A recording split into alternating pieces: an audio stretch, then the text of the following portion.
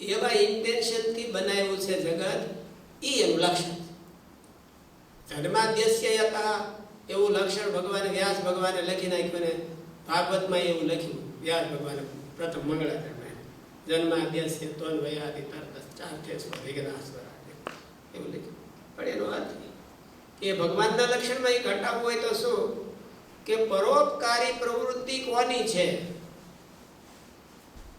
જે પાછા પરોપકાર કર્યા વિના રહી જ નથી શકતા. અને એ પરોપકાર કેવો તો અલ્ટિમેટ પરોપકાર. કોઈને જમવાનું દઈ દો તો એ અલ્ટિમેટ પરોપકાર નથી. કોઈને કપડા આપી દો કે કોઈને મદદ કરો, કઈ આર્થિક મદદ કરો તો એ અલ્ટિમેટ પરોપકાર ન કહેવાય. જન્મ મરણ માંથી છોડાવે એ અલ્ટિમેટ.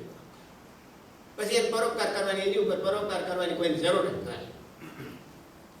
જન્મ મરણ માંથી છોડાવે તો બે જ છે, ભગવાન અને એના કોઈ અનન્ય સાધુ હોય તો એ બે સિવાય કોઈ ભગવાન ઓલામાંથી છોડાવી નથી શકતી, દેવતાઓ નથી છોડાવી. એટલે અલ્ટિમેટ પરોપકાર જેનું ઇન્ટેન્શન છે અને એટલા માટે એ પોતે એટલું કષ્ટ લે છે ભગવાન સર્જન કરવાનું. ઉપનિષદોમાં આવે છે ને ભગવાને સર્જન કર્યું તેને પરસેવો વળી ગયો. અને પરસેવો એવું કહેવાય છે ગર્ભોદકનું ઝાડ, અને એમાં શયન કરે છે એટલે નારાયણ કહેવાય. નાર એટલે જળ અને એમાંથી શયન કરે એટલે નારાયણ એમ ઉપનિષદો એમાં. તો એને સંકલ્પ કર્યો તો એને પરસેવો પડી ગયો. પરિશ્રમ કર્યા એને પરસેવો લે ને. અને ભગવાન છે એ પરિશ્રમ શા માટે કરે છે? કેવળ અને કેવળ. આપણે કરતા હોય, માનો કે સાધુના હૃદયમાં કરુણા હોય, પણ એમાં કેવળ અને કેવળ નહીં. અમારી આજીવિકા હતી એટલે કેવળ કઈ તો હાલે, પણ કેવળ અને કેવળ બે વાર ન કહેવાય. કારણ કે અમારી આજીવિકા તમારા આધારે છે ને. કરુણા છે, વાત સાચી, મોટા સંત હોય તો એને કે જીવ ઉપર દયા હોય, પણ કેવળ અને કેવળ એમ ન કહેવાય. અને ભગવાનને તો કેવળ અને કેવળ, બીજું કાંઈ નહીં. એટલે એ ભગવાન છે. ભગવાનની ખાલી ઉત્પત્તિ કરે છે અને સૃષ્ટિ કરે છે, એટલે એ ભગવાન છે. એ મુખ્ય મુદ્દો આપણા ઈષ્ટદેવમાં છે, તેની જીવમાં હા પડવાની વાત છે. તો જ બીજા એ કરુણા મહારાજમાં હતી, મહારાજમાં છે એવું આપણને મનમાં દ્રઢ થાય ત્યારે આપણે ભગવાન માન્યા કહેવાય. તો જ બીજા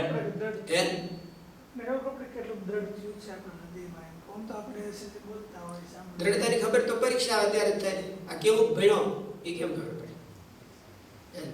એક્ઝામ પાસ થયો કે નહીં પાસ થયો. એટલે મહારાજ એવું કીધું કે આપણા સંકલ્પ છે એને જોતો રહે તો આપણે કાલનો વાત કરી. ભગવાનને કરતા કરતા આ તો બધી શાસ્ત્રની વાત કરી. પ્રેક્ટિકલ હું આપણે જ્યારે કાર્ય કરીએ, આપણે સારું કામ આપણાથી થાય ત્યારે આપણને કેટલા ભગવાન આપણને માની શકાય કે આપણે મહારાજે કરાવ્યું, મેં નથી કર્યું. મહારાજે મને કરાવ્યું અને મેં નથી કર્યું, એની પરીક્ષા. જો એ થતું હોય તો આપણને ભગવાન કરતા માની છે. તો જ બીજા જીવના હૃદયમાં ઉતારી શકાય છે. મહારાજ વખતે આ મુદ્દાને ખૂબ જ ભાર દેવામાં આવ્યો હતો. મહારાજ પુરુષોત્તમ પ્રકાશમાં સંતોને કહે છે કે નિર્ભય નિશંક થઈ સૌ રહેજો રે, વાતો પ્રગટ મળ્યાની કહેજો રે. સંતો કહે અમે જીવોને વાતો શું કરીએ? મહારાજ કહે તમે એમ કહેજો અમને સાક્ષાત પરમાત્મા પ્રગટ મળ્યા છે, બસ આટલી જ વાત કહેજો. એ માનતો થશે એટલે એ જીવને અમે સંભાળી લેશું. અને નિશ્ચય પણ એને જ કહેવાય છે કે આપણા ઈષ્ટદેવમાં એ મુદ્દો સંપૂર્ણ છે એવું જીવમાં ઠસાવવું, તેને જ નિશ્ચય કહેવાય છે. બીજી વાત મહારાજ એ કહે છે કે જેને ભગવાન ભજવા હોય, મહારાજ એવું કીધું ને કે જેને ભગવાન ભજવાની ઈચ્છા છે. કાલે આપણે ચર્ચા કરી હતી, એનો અર્થ એવો થયો ભગવાન ભજવાની ઈચ્છા, ભગવાન ભજાવવાની, અથવા તો ભગવાનને સુખે સુખિયા થવાની. જેના અંતરમાં ભગવાન અખંડ નિવાસ કરીને રહે. એટલે ભગવાન અખંડ નિવાસ કરીને તો કોના હૃદયમાં નથી? ભગવાન અંતર્યામી પણ કોના હૃદયમાં નથી? બધે જળમાં હોતે ભગવાન અંતર્યામી છે. તો પછી અહીંયા આનો અર્થ શું કે ભગવાન અખંડ નિવાસ કરીને રહે? અખંડ નિવાસ કરીને રહ્યા જ છે, તો શું એનો અર્થ? સુખ ભગવાન, ભગવાનનું સુખ એને આવે. આપણા હૃદયમાં અંતર્યામી રૂપે ભગવાન રહ્યા છે, પણ આપણને એનું સુખ આવતું નથી. આપણને ભગવાન અંતર્યામી, આપણે એમ કહીએ કે બહુ આ મોટા સંતો આપણા હતા, ભાઈ બ્રહ્માનંદ સ્વામી ને ગોપાળાનંદ સ્વામી, ગુણાતીતાનંદ સ્વામી, કેમ કે એના હૃદયમાં સાક્ષાત ભગવાન નિવાસ કરીને રહ્યા છે, એવા સંતો હતા. એટલે એનો અર્થ તો બીજાના હૃદયમાં ભગવાન નથી રહ્યા, અને કોઈ બીજા ભગવાન રહ્યા છે એવું નથી. પણ આને જેવું ભગવાનનું સુખ છે એવું આવે છે, ઓલાને આવતું નથી. નિવાસ કરીને તો રહ્યા જ છે, નિવાસ કરીને તો રહ્યા જ. મહારાજે કીધું કે જેના હૃદયમાં ભગવાન નિવાસ કરીને રહે, અખંડ નિવાસ કરીને રહે, એવી હવની ઈચ્છા છે. ભગવાન ભજવાની એવી તો હવની ઈચ્છા છે, પણ અખંડ નિવાસ કરીને ક્યારે રહે? એનો અર્થ શું કે એને ભગવાનનું જેવું સુખ છે એવું સુખ આવે.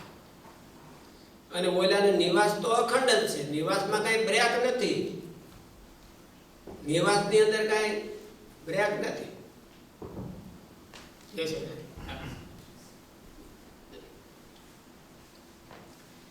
નિવાસમાં કઈ બ્રેક નથી, પણ એને જેવું જોઈએ એવું ભગવાનનું સુખ આવે નહીં. એટલે નિવાસ છે તોય નથી, અને નિવાસ કરીને રહ્યા એને ભગવાનનું સુખ ક્યારે આવે? એક તો કીધું કે ભગવાનને કરતા હરતા માને, પછી બીજો મુદ્દો કીધો. બીજી વાત મહારાજ એ કહે છે કે જેને ભગવાન ભજવા હોય અથવા બીજાને ભજાવવા હોય તેને આવો પણ નિર્ણય કરી રાખવો પડે છે. એટલે કે આવી સમજણ નક્કી કરી રાખવી પડે છે. એને અત્યારની ભાષામાં કમિટમેન્ટ કહેવાય. જે મહારાજ કીધું છે ને એને કમિટમેન્ટ કહેવાય. આ એક જાતનું કમિટમેન્ટ છે, કરતા હરતા માનવા. કરતા હરતા માનવા એટલે કમિટમેન્ટ હોય થયું કે આપણે કામ કરીને બીજાને દઈ દેવાનું, એ કમિટમેન્ટ જ કહેવાય. તો મોટા મેનેજર હોય મોટી કંપનીના, અને એને લાખો ડોલરનો પગાર હોય, એને પેકેજ આપી દે કે તમને આટલું આપી દેવાનું. પણ પછી શું કે કમિટમેન્ટ એનું હોય કે તું અમને કેટલું દે, તું અમને કેટલા કમાઈ દે. જો એને કમિટમેન્ટ દેતા હોય એટલું આ કમિટમેન્ટ ન કરે તો એની કંપની રાખે, એની કંપની ન રાખે. એટલે આને કામ તો આના ફિલ્ડમાં કરવું, કામ તો કામનો બેનિફિટ સેટ કરી દેવાનો એમ. એટલે કામ આને કરવાનું અને યશ ભગવાનને દેવાનું, એટલે કમિટમેન્ટ છે. હવે બીજું કમિટમેન્ટ, ભગવાનનું સુખ લેવું હોય તો કમિટમેન્ટ કરવું છે. ભગવાનને તો એવું છે કે ભાઈ તું જો નહીં વેચ તો હું નમું હાથ, તું જો કોરે કાઢ તો હું લોટાની લાટ. આપણે કઈ તો એના રીતે કરીએ નહીં, પણ ભગવાનને અરે આ કેવલ ડીલ કરવામાં ફાયદો એક ઈ કે આ વોરન બફેટ હોય એ આપણને એમ કે મારી કંપનીમાંથી 1% તમને આપું, તમારા બિઝનેસમાંથી અમને 1% આપો. તો આપણે એમ કહીએ કે આખો લઈ જા, પેલા 1% માટે આપણે આખો દઈ દઈ ન દઈ દઈ.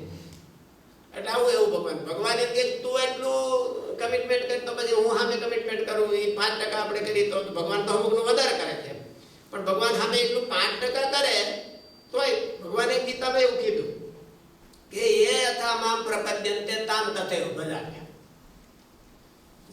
જેટલું કમિટ આ જીવ મારા માટે કરે એટલું કમિટ હું એના માટે કરું, બીજું કાંઈ નહીં. પણ ફાયદો આપણને એ કે એનું કમિટમેન્ટ મોટું કેવડું, એને ટકાવારી કેવડી મોટી અને આપણી ટકાવારી કેટલી અલ્પ. ભગવાને તો એમ જ કીધું કે એ યથા મામ પ્રપદ્યન્તે તામ તથૈવ ભજામ્યહં. ઈ જેમ મને ભજે છે એમ એટલો ને એટલો હું એને ભજું. ઈ જો મને 50% ભજે તો હું 50% જ ભજું, એમ 51% ન થાય. અને ઈ મને 100% ભજતો હોય તો પછી ભગવાન કે હું એને 100% જ ભજું એવું નહીં, હું એને 99%. એક બાઉન્ડ્રી હોય કે ને બાઉન્ડ્રી વહી ગઈ એટલે ભગવાન છે ને એને બે રોલ છે. ભગવાન બે રોલ ભજવે, એક ન્યાયનો અને એક કૃપાનો. ન્યાયનો રોલ શું કે જીવ એને માટે કરે ને તો એને અનંત ગણું આપે. પૃથ્વીમાં એક દાણો વાવો બાજરાનો તો કેટલા દાણા થાય? હજારો થાય. હરખું બાજરાનું થૂંભડું થઈ ગયું હોય તો એમાં હજારે ગણી નોખો બધા એટલા દાણા થાય. એ વાવ્યો તો એક જ, ઉગ્યો તો એક જ ભાઈ. એટલે એટલું તો પૃથ્વી હોતે આપે છે. એટલે ભગવાન કહે કે એ મારો ન્યાય છે. એક ગણું કરે તો એને 1000 ગણું થાવ. થોડુંક કરે તો હું ચાલુ તો દ્રૌપદી એક પાટો બાંધ્યો તો એને તાતડે એટલા એને ચીર પૂરી. સુદામાએ થોડુંક આપ્યું તો એને એટલું એનાથી 1000 ગણું આપી. કોઈ બીજો કઈ કરે તો એને 1000 ગણું ભગવાન આપે. ભગવાન રાખે ને. ભગવાનનું નામ રણછોડ રાય કહેવાય છે ને. રણછોડ રાય એટલે રણ છોડીને ભાગી ગયા એવું નહીં. મોટે ભાગે એવું કે લડતા ભાગ્યા હતા ને તો ભાગ્યા હોતે પણ એટલે એનું નામ એ નથી ગયું. પણ ઋણ છોડ એ કોઈનું ઋણ નથી રાખતા. એને માથે ઋણ નહીં રાખતા, દે તરત જ દે. એટલે એને રણછોડ રાય કહેવાય છે. એટલે ભગવાન છે એ કોઈનું રાખે ને તરત જ દે.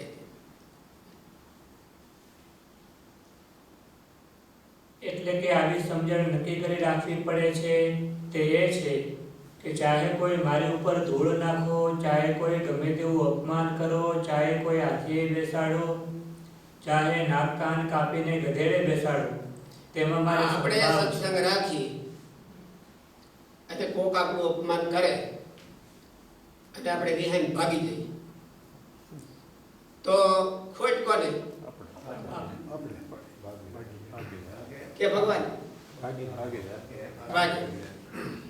એટલે પેલા મનમાં આ કમિટમેન્ટ કરવું છે કે ભાઈ ચાહે કોઈ મને ભગવાન ભજવું, ચાહે કોઈ એમને આપણે ઉપર ધૂળ નાખે દેવું ન હોય. એમ તો ધૂળ તો નાખતા જ હોય છે પણ ભગવાન ભજીને ધૂળ નાખે તો મુશ્કેલી થાય.